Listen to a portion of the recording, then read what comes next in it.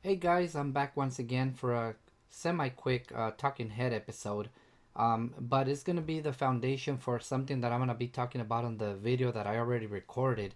And I was originally gonna include this in that video, but it was gonna end up being extremely long. So I decided I better just put this out separately so that that other video concentrates more only on the pertinent information about creating generic inputs and outputs within the configurator. So over the last few months, I believe, I've had the pleasure of working with a gentleman from DA42 Sim. I have his website here on Instagram. I believe he might also be on Facebook, but I don't use Facebook, so I don't know.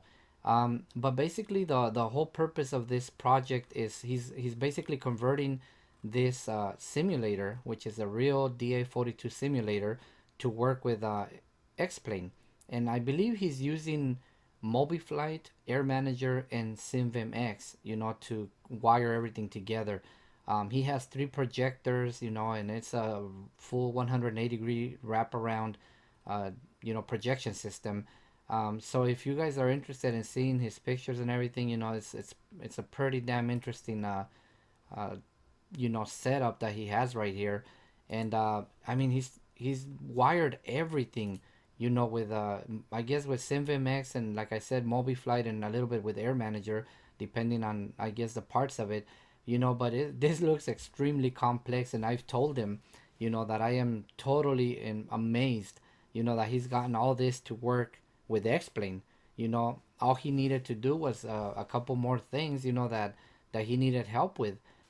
So yeah, if you guys are interested in checking out all those pictures, just look up DA42 Sim on Instagram and check him out.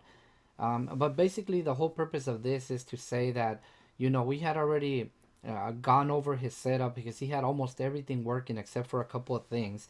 And, back in the first time that he contacted me, the funny thing was that, he said that some of the things were not working, right? So I said, okay, well, let me check him out. And I didn't have that airplane, but he was gracious enough to purchase that airplane and gift it to me so that I can help him out with this, with configuring the rest of the stuff that wasn't working. And the funny thing was that I was on a little bit later version of the plugin at that time. So I, we tried everything, and it worked for me. I said no, everything is working fine. And this is one of those airplanes that is already converted by Vlad and Roman, and everything that they have already converted should just work because they've already done the conversions. Okay, so but for him it wasn't working. For me, it was working. Those particular switches and everything that he was talking about were working. So I was like, okay, well, this is really weird. And then I noticed, I said, oh, wait a minute, you're on an older version of the plugin. So then, we went in and we basically updated it, and immediately everything was working just simply by updating the plugin. Of course, sometimes when you update the plugin, it also comes with a new DAT file, so that may have something to do with it. So one of the points of this conversation that I'm trying to make is that that's why sometimes it's important to keep your plugin up to date, but other times, it could break things, so you're always worried about trying to, keep the older version or something. But when he contacted me about a week ago again, saying, hey, some of the buttons and everything are not working again. And so I asked him, I said, what did you change? What? And it's so funny that I mentioned that because when he tried to contact Roman also to tell him, hey, some of these things are not working, and they were working fine a few days ago. And so he specifically, well, what do you do? What is your wiring? What did you change? And he's like, well, I didn't change anything. Everything is exactly the same as it was a couple of days ago, but now some of the things don't work. And funny story though, like I I once again I tried programming, with the newer version. I was already on version 2.01, I believe at the time, and he was still on 1.0.86. And so I told him, like you didn't update it, right? And he's like, no, it's everything is exactly the same. So that was really weird. So we went to update his plugin. We tried it again, and it wasn't working. Now, here's the funny thing: when we went to that particular assignment, which was the anti-ice master, well, where you can select whether the anti-ice is on off, normal or high. For him, when you assign it in the configurator, it was showing up as anti-ice level and was getting an error saying this command is not recognized. Please use an up-to-date configurator. Well, funny thing is, I went into the configurator that day and I assigned it to one of my switches, and it was working for me. But when I was flicking the switch, it was showing up as anti-ice master. So I wasn't getting the error that he was getting. And remember, we were assigning it at that same time, the same day, using the same website.